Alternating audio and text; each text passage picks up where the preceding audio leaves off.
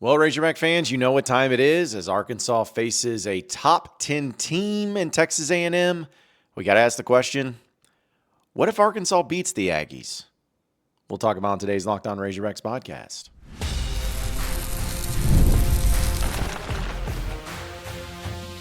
You are Locked On Razorbacks, your daily podcast on the Arkansas Razorbacks. Part of the Locked On Podcast Network, your team every day. And welcome into the Locked On Razorbacks podcast. I am your host, John Neighbors. I am also the host of Inside Arkansas Live, which you can catch every weekday starting at noon on Inside Arkansas and InsideArkansas.com. Today's episode is brought to you by FanDuel. Right now, FanDuel customers, the new ones, can get $150 in bonus bets if your first $5 bet wins. Hope everybody's having a wonderful Friday. Here you are. You made it to the weekend, and it is a big one. We'll talk a little bit about the SEC, but also, hey, Razorback baseball is starting up today. Can you believe that? Right in the middle of the day, too. So we'll have some thoughts on that as well. But we know that with Arkansas basketball, it's still the topic of conversation that everybody wants to know more about, and everybody still is staying on top of because your Razorbacks are 15-9, 4-7 in conference play. Most people, and I always say most people worth their salt, have Arkansas in the NCAA tournament or at least as a major bubble team, but they still have work to do in order to solidify themselves. And in this particular case, they are going on the road for an early Saturday game. I can't remember the last time Arkansas had an early Saturday game. It feels like it has not happened at all this year, but 11 a.m. is when it's going to be going down against the number 8 team in the country, the Texas A&M Aggies.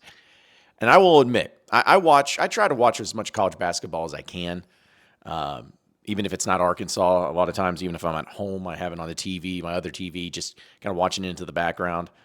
And I've watched a few teams in the SEC. You know, I've watched Auburn, I've watched Alabama, I've watched teams like Tennessee, teams like Kentucky, teams like even Missouri even, you know, but Texas A&M is one of those teams that you almost have to look up and be like, that's their team is good. I mean, because they're sitting at 19-5, 8-3 overall in the SEC. And so being number 8 in the country, it kind of hits you in the face. You're like, what? How? You know? Like, what is it about Texas A&M? You never really hear much about them. You know, they have a guy that's been there for about 19 years named Wade Taylor that's a good player. But, yeah, A&M's only lost 5 games this year, and it's kind of been wild for them. They opened up the season, the very first game of the season. They lost to UCF on the road by 3 points. And then a few weeks later, they lost to Oregon by 10. And they went on a run and had some really nice wins, like beating Purdue, beating Creighton, teams that were in the top 25. They did beat Oklahoma at the time, which Oklahoma was ranked, but we all know that's not a very good one. They lose to Alabama by 6. They lose to Kentucky by 12, but beat LSU, beat Ole Miss on the road, which was a crazy comeback game. I remember that. But then they lost to Texas by 1. But since then, Oklahoma, South Carolina took care of business, beat Missouri by 3, and they beat Georgia. But here's the deal. It's like Texas A&M, I want to be honest, they're a good team. Like, they're worthy of being in the top 10, and they are a team that is a force to be reckoned with. But if you really look at their SEC schedule and what they've done and accomplished, I'm not taking anything away from them because the SEC is really good, but you're talking about their best win where it stands right now being against Missouri. I mean, maybe Ole Miss, maybe. I mean, they still have a tough schedule. I mean, think about this. These are the games that the A&M has left on their schedule. They play Arkansas, but then they go on the road to Mississippi State, Tennessee at home. They get Vanderbilt at home, then at Florida, against Auburn, and they end the season against LSU. So you're talking about 3 of the top 5, 6 teams that they have yet to play. So I'm not saying that they're fraudulent. I'm not saying that they're a bad team. I'm just saying I need to see more. And with Arkansas going into this game, we know that they have been a team that's been dubbed as road warriors. Like, they play so much better when they go on the road. And some people may find that great. Some people may find that frustrating because it's compared to what they do at home. But I like the fact that going into this one, Arkansas, at least, you know, they give you some hope. That's what I talked about against the team, or against the LSU, about how it just gives you a little bit of hope that they can go in and win. It's going to be tough. The matchup itself is tough because the one thing about Buzz Williams and their Texas A&M teams, folks, I hate watching them because they're boring. It's all about getting to the free throw line and offensive rebounds, essentially, is what it comes down to. And I'm just not a fan of watching that type of style of basketball. But again, give them credit because they win. I mean, you gotta give credit where credit is due. But the physicality of this game is what's really going to be a huge factor. We know Arkansas has had times where they have not been the more physical team. They've been pushed around a lot at times, and it's worked into being frustrations. And this could be a game absolutely where Arkansas gets into foul trouble, and they're getting, or on the opposite way, that they're just getting beat on, and the calls aren't really going that way. And it's a home game there, so maybe a whole home cooking happens. This could be and could set up to be one of a very frustrating game for Arkansas and a very frustrating game to watch. However, the topic of conversation is what if Arkansas wins? Like, what if they found a way to win that game? It's going to really solidify a few things for Arkansas. And I think the number one thing is it solidifies that they're going to be an NCAA tournament team. Because I just have a hard time believing that they're going to beat Texas A&M but then fall short in a bunch of other games while you're on the road. I just don't see that happening. I see them being able to put themselves in a position to not only get to the NCAA tournament, but to ride some momentum and to finally, which you got a few good wins. Don't get me wrong. You have a few good wins. But when it comes to the way that you would go down into A&M and win against a top 10 team, that would be a massive boom type of game. Like, oh yeah, okay. Yeah, this is real. This is getting crazy now. And, if you look at the statistics and everything, it's going to be fun to see what the differences happen because Arkansas actually scores more than Texas A&M does on an average, which I know the offense this year has been frustrating at times for Razorback fans to watch. Believe me, I know. But Arkansas still averaging 76.5 points a game compared to 74, almost 75 points a game for A&M. But Arkansas does give up 69 points, per game, and then A&M only gives up 65. So the defense is going to be a little bit different there. Arkansas's field goal percentage is much higher than Texas A&M, which is 46.5% compared to 42.5% for A&M. But as we talked about the physicality of everything, A&M definitely is out-rebounding Arkansas at a high clip, 41.5 rebounds per game compared to 35.5 for Arkansas. Arkansas does have a way in assists for 14.8 compared to 12.1. Arkansas also leads in block shots, 5.8 to 4.3. Steals are about the same. So why am I reading off all those stats? I'm reading off all those stats is to say, and this is going to be a type of game to where it depends on how the game is called that could favor Arkansas, and it also depends on how well Arkansas is able to get their offensive threats, get the guys that they're going to have to count on going. I know I'm a big fan of Big Z. We've all talked about Big Z and how Big Z's been great. But I don't know if Big Z's going to be able to go in and get the inside game going as much because they are going to be physical. And that's why I really am looking at Adu Thero. If Arkansas is going to win this game, I believe it's going to have to be a major factor of Adu Thero because he is the type of physical type of player where he plays big, he can guard big, he can make big plays, he can drive the lane. And he's going to have to be your warrior. I don't know if he's still sick or whatnot. I think John Calipari was sick. I think that this team and their sicknesses has been unreal. I made the joke the other day about I got a bottle of vitamin C I can send over there because the immune system apparently is just awful going on with the Razorback basketball team. But he's the guy. Thero's the guy that I'm really going to have to keep my eye on and seeing how he goes in this game because if he can't get the physical part of it going, and it's not to say that guys like Nelly Davis or Big C even, or maybe even a DJ Wagner, somebody like that, can't find ways. But it's just going to be really tough to try to open that up. You're going to have some physicality, especially on the defensive side, because they're going to go at you. It's out a little bit that you are not the most physical team, or at least that they know they can beat you down. So what is Jonas Adu going to do? A guy that hasn't played a whole lot. And I think he did some decent things this past game. So what is he going to do? What is it going to happen with Trevon Brazile? What impact is he going to make when it comes to your size and your bigs and everything? What is that going to look like?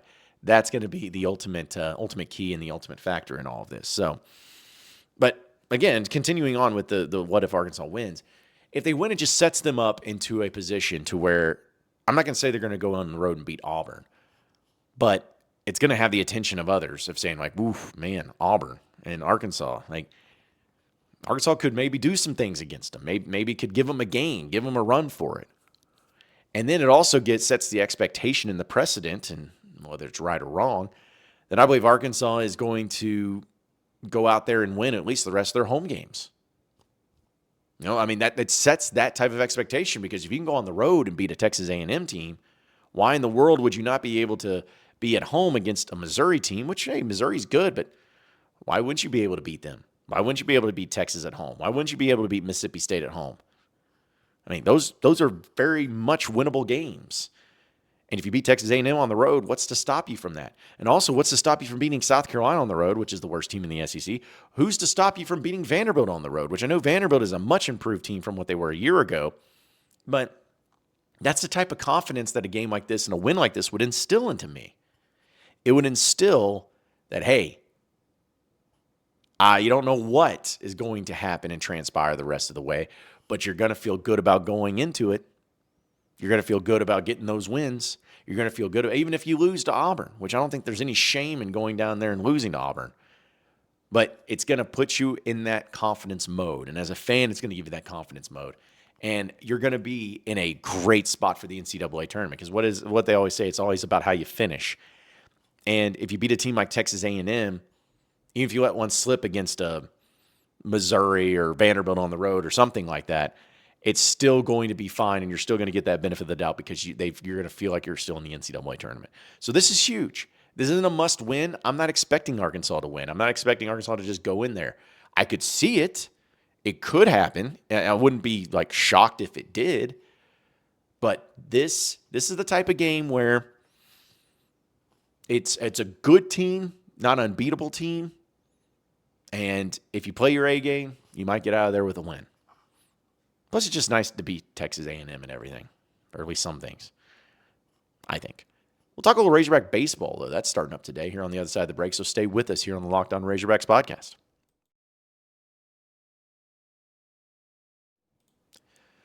All right, Razorback fans, you looking to optimize your nutrition this year? Well, let me tell you about Factor. Factor makes eating well easy with chef-prepared, dietitian-approved meals that are fresh, never frozen, and ready to heat and eat in just 2 minutes. With 40 options across 8 dietary preferences every week, you can customize your meals to fit your style, whether it's a calorie smart, protein plus, or keto. Plus, Factor offers even wholesome smoothies, breakfasts, grab and go snacks, all of that to keep you fueled throughout the day. I love how Factor takes the stress out of meal planning. That's something that I try to deal with. I try to do a lot of meal planning myself. It's a little easier said than done. And a lot of times you get the idea, you're like, oh, I'm going to buy all these plastic containers and I'm going to put all this stuff in. And you do it once, and then after that, it's like, man, that was a lot of work. Well, don't worry, because the convenience is all worth it with Factor. So eat smart with Factor. Get started at factorsmeals.com/lockedoncollege, 50 off, and use promo code LOCKEDONCollege, 50 off, 50 off, to get 50% off your first box plus free shipping. That's code LOCKEDONCollege, 50 off at factormeals.com/lockedoncollege, 50 off to get 50% off plus free shipping on your very first box.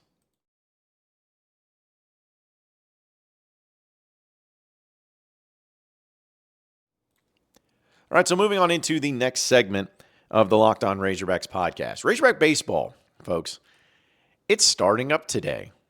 Some of you might be listening to this and might be actually going on, because the first game's at noon due to the, I just want to call it the inclement weather, or the possible inclement weather, or the snow, or the cold, whatever it is. That's what it's going to happen. It's going to be a season of note, just like every year with Razorback baseball and Dave Van Horn. The expectations are going to be high, and everyone's going to have the same expectation, just like every single year, going to the College World Series. Now, we could sit here and we could break down the roster and everything, because I do believe there are a lot of players that I'm excited to see, and excited to see what they can do. Guys like Rocco Peppi, I heard a lot of great things from him. Guys like Brett Iredale, which I know people are excited about seeing him. Throw in some other players that are returning, like the Nolan Souza project. Like, what's he going to look like? entering into his sophomore year? What about Aloy? How's he going to make that development, that jump heading into his junior year? Think about Logan Maxwell and the way he's transferred in. Is Ryder Helfrich going to be a huge factor into this one? Like, there's just so many guys. And I mentioned the pitchers. I mean, we know that Gabe Gackel is one of the best pitchers in the country, and he's got a lot of accomplishments going his way. But you talk about Beidelshees, you talk about Root, you talk about guys that really could take those next steps. And you even still got some guys that have been around for a while. Like, yes, Will McIntyre is indeed still with the team, even though I feel like it's been like 6-7 years that he's been a part of the team. But there's just so many quality players and quality talent on this roster. It gets you excited, and gets you excited for the completeness of this team, not only for the pitching, but also what is in store for the changes that Dave Van Horn and the staff wanted to make when it came to taking it to that next step. Last year, after it ended in the way that it did in the early goings of the regional, Dave Van Horn essentially talked about how there's going to be some changes. And they were going to change how they recruited players, changing how they dealt with players, having more of the small ball, having more of the speed and the athleticism and everything to go along with it, which honestly I think is a great idea, and I would love that. And I trust Dave Van Horn to put it together to be able to make it work. But I'm telling you right now, and you could say it's unfortunate, you can say it's unfair, you can say it's over the top, you can say all of these things, folks. But here's the bottom line. This Razorback baseball team has to make it to the College World Series, period, end of story. They have to.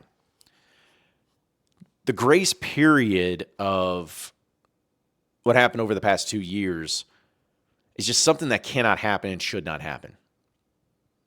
You could even give, I guess, a little bit of leeway with that first year of the 2 years where Arkansas just had so many injuries and they were just fortunate to be able to do what they did with the amount of injuries. But losing there in the regional at home was pretty disappointing, but you're like, all right, well, next year. And then next year, which was this past season, you had it, man. You went out there, you had one of the best pitchers in the country in Hagen Smith. You had great series victories. You won 20 SEC games. You were a national seed, the number 3 seed overall. And you laid a massive egg, big old fat 0 in your home regional in front of your home fans once again. You can't have that happen again. It cannot happen again. Last year was the first time that I can remember, at least in Dave Van Horn's tenure, where I was truly like shocked and disappointed in the way that everything ended. Like, even going to the super regional, you would have been disappointed, but it's like, hey, what are you going to do? But to go 1-2, like just 1-2, boom, just like that in postseason play, that's the type of stuff that cannot happen in front of your home fans especially. So here's if you could call it fair or unfair, but to me what's fair is that there's a monster that's been created here by Dave Van Horn and this Razorback baseball team to achieve greatness, and that's what you got to do. And you've had 2 years where, yes, you've had great regular seasons. Yes, you've had some great play by some great players. You've had some good SEC tournament runs, whatever it is, doesn't matter. Did you win in postseason? No. So it doesn't matter. And a lot of you, which I don't blame you, but a lot of you are also going to be looking at this thing of Arkansas could have another great regular season, could be one of the best teams in the SEC, could just roll through a lot of these teams, and you just be like, okay, big whoop, wake me up when postseason hits. Yeah. I mean, that's truly how it's going to feel. Wake me up when postseason hits, and I don't even care. They could sweep everybody. They could go 30-0 in the SEC. Doesn't matter what we doing in the postseason. Because that's the expectation that's been set. And when you have other SEC teams like Tennessee that won a national championship last year, everyone's looking, being like, oh, man, you've had early exits, and you have other teams in the SEC, these programs that don't even deserve to have good baseball programs, that you got them over there winning. What gives? We don't like this. So here's my prediction, folks. My prediction is Arkansas is going to be, once again, another great team. A great team, one of the best teams in the SEC that will more than likely host a regional. Even though some people feel like you should be like not wanting to host a regional. I don't believe in all that. I think they'll be potentially a national seed. I mean, the schedule's really tough, man. I mean, you're talking about, you just look at your SEC series, forget the non-conference. You start the season at Ole Miss. Okay, Ole Miss isn't very good, but you in South Carolina at home. Both of those you should probably win and win easily. But then you go at Vanderbilt, always tough to win. Missouri at home, you should take care of business in that. At Georgia, a team with Wes Johnson that, of course, went to the College World Series last year. That's tough. A&M might be the best team in the country at home. That's tough. At Florida, always tough. Texas at home, very tough. At LSU, you know it's tough. And Tennessee at home, absolutely it's tough. That is your SEC schedule. But you're going to be good. You're going to be solid. You're going to be fine. But it's about that postseason. And I think Arkansas gets back. I think so. I think Dave is motivated. I think that they've done some good changes. I think the pitching is there. And it's all going to come down to the hitting. I mean, it really is. And I want to see how that builds. And you'll see the college baseball series coming up in Arlington and how they'll go against some decent teams there. But I like everything about this team on paper. I like the guys that they got out of the portal. I like the guys that have developed. I like everything about it. Just got to go win. Simple as that, right? We'll look ahead to the SEC and the crazy weekend that is, especially in college basketball. So stay with us here on the Locked On Razorbacks podcast.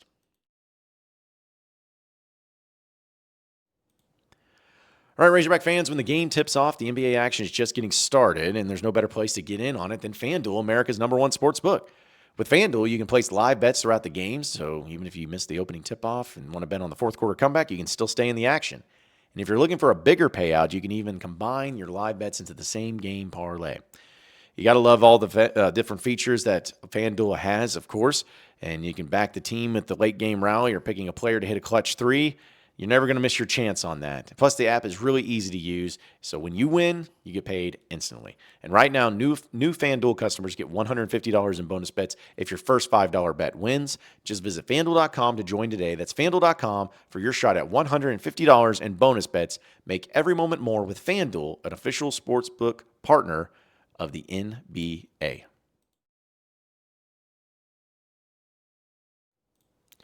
All right, so final segment here on the Locked On Razorbacks podcast. It's weird to say this because I say it every weekend, but it is going to be a great weekend for SEC basketball. We know that Arkansas and Texas A&M are going to be facing off against each other. That's always fascinating, but you have some, I guess if you called it football rivalries, that would be interesting. Like Vanderbilt and Tennessee is actually a sneaky, weird, good game. That one's getting played in Knoxville, though. But Vanderbilt's 17-7, 5-6. Can't sleep on them. They've been really good. So you got to watch for them. Missouri and Georgia, I mean, no one really cares about that. LSU and Oklahoma, geez. Snore me to sleep. And then you got South Carolina going on to Florida. That's not going to have anything. Kentucky's got to go to Texas, which is always funny because Texas is a team that plays good teams close, but gets, like, I don't know. It's just weird. They're a weird team. I'm not saying Kentucky will lose that, but, I mean, it wouldn't surprise me the way things have gone. You have the Egg Bowl. The Egg Bowl is going on. Mississippi State, who's 22 in the country, playing Ole Miss, number 19 in the country. That game's in there in Oxford. It's going to be on ESPN2, and that'll be fascinating to see how that goes. I know that like Ole Miss has actually been pretty good. They're 8-4 in SEC play, and Mississippi State's kind of getting caught up a little bit on it. But Ole Miss probably wins that game because I think Chris Beard's good. But both Chris Jans and Chris Beard, battle of the Chris's. It'll be a good game, but that's not the game that everyone's looking forward to. The game that everyone's looking forward to, of course, is the Iron Bowl. You have number 1 Auburn versus number 2 Alabama, and this game's being played there in Tuscaloosa. Could not have a better matchup between two teams, and Arkansas, of course, already faced Alabama earlier, and they will be facing Auburn next week. I don't know how this is going to go. I'm not rooting for either one of these teams, I guess. I hate them both, but, you got to give credit to both Bruce Pearl and Nate Oates and what they've been able to develop with the programs that they have there. I mean, they're really good, and these two are the two best teams in the country, and I don't think there's any question about it. But I don't know, man. After Auburn lost that game to Florida, I think they're going to come back, and I think they're going to beat Bama. I think Bama's a really good team, but I think Bama's beatable. I think Arkansas showed that even themselves because Arkansas was not, they're not near as good of a team as Alabama, but they gave them all that they wanted. And I think Alabama's been not lucky, but Alabama's definitely been fortunate at times, and I'm just looking at it on paper as far as that goes. I'm not saying like it's a knack against them. I'm just saying that comparatively speaking to Auburn, who has really just trounced almost everybody that's gotten in their way, has been nothing short of impressive. I mean, they've beaten pretty much every team that they have faced, especially in the SEC. They faced some good teams too. Not to say there weren't some close ones, because there were, but they've just always taken care of business. I mean, they've lost 2 games this year. So I think they're going to bounce back. I think Auburn's going to win this one on the road. I really do. But should be a great week, and should be great to see how this all stacks up. And if you're a Razorback fan, man, you need Vanderbilt to lose. You need Mississippi State to lose. You need Kentucky to lose. Because if those teams lose and you get somehow, some way, get a victory over Texas A&M tomorrow, it's really going to open up some things and get wild and crazy with it. So should be really fun to see how it all plays out. But appreciate each and every one of you listening in and watching into the Locked On Razorbacks podcast. Be sure to like and subscribe to the podcast on iTunes or on Google Play. You can also get after me on Twitter at John Neighbors Show for any questions, comments, concerns that you may have. We'll keep it going from there. Same podcast time, same podcast channel next Monday. Have a great weekend, everybody. We'll see you then.